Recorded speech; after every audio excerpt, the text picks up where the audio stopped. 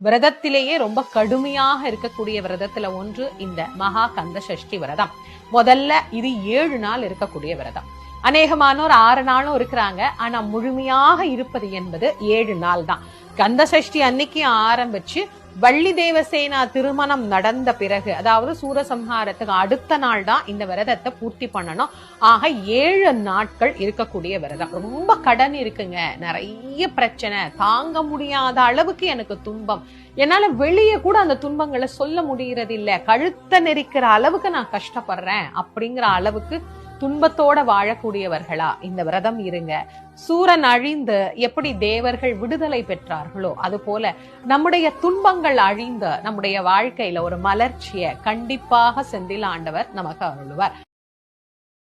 விரதத்திலேயே ரொம்ப கடுமையாக இருக்கக்கூடிய விரதத்துல ஒன்று இந்த மகா கந்த சஷ்டி விரதம். முதல்ல இது 7 நாள் இருக்கக்கூடிய விரதம். அநேகமானோர் 6 நாளும் இருக்கிறாங்க. ஆனா முழுமையாக இருப்பது என்பது 7 நாள் தான். கந்த சஷ்டி அன்னைக்கு ஆரம்பிச்சு வள்ளி தேவசேனா திருமணம் நடந்த பிறகு, அதாவது சூரசம்ஹாரத்துக்கு அடுத்த நாள் தான் இந்த விரதத்தை பூர்த்தி பண்ணணும்.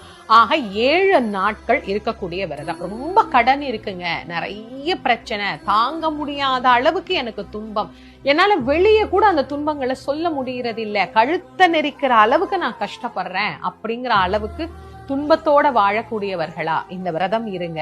சூரன் அழிந்து எப்படி தேவர்கள் விடுதலை பெற்றார்களோ அது போல நம்முடைய துன்பங்கள் அழிந்து நம்முடைய வாழ்க்கையில ஒரு மலர்ச்சியை கண்டிப்பாக செந்தில் ஆண்டவர் நமக்கு அருள்வார்.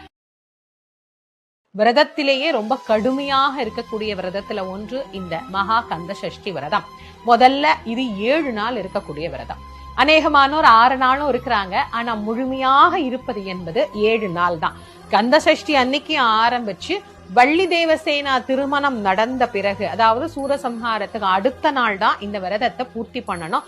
ஆக 7 நாட்கள் இருக்கக்கூடிய விரதம். ரொம்ப கடன் இருக்குங்க, நிறைய பிரச்சனை, தாங்க முடியாத அளவுக்கு எனக்கு துன்பம், என்னால வெளியே கூட அந்த துன்பங்களை சொல்ல முடியறது இல்ல, கழுத்தை நெரிக்கிற அளவுக்கு நான் கஷ்டப்படுறேன் அப்படிங்கிற அளவுக்கு துன்பத்தோட வாழக்கூடியவர்களா இந்த விரதம் இருங்க. சூரன் அழிந்து எப்படி தேவர்கள் விடுதலை பெற்றார்களோ அது போல நம்முடைய துன்பங்கள் அழிந்து நம்முடைய வாழ்க்கையில ஒரு மலர்ச்சியை கண்டிப்பாக செந்தில் ஆண்டவர் நமக்கு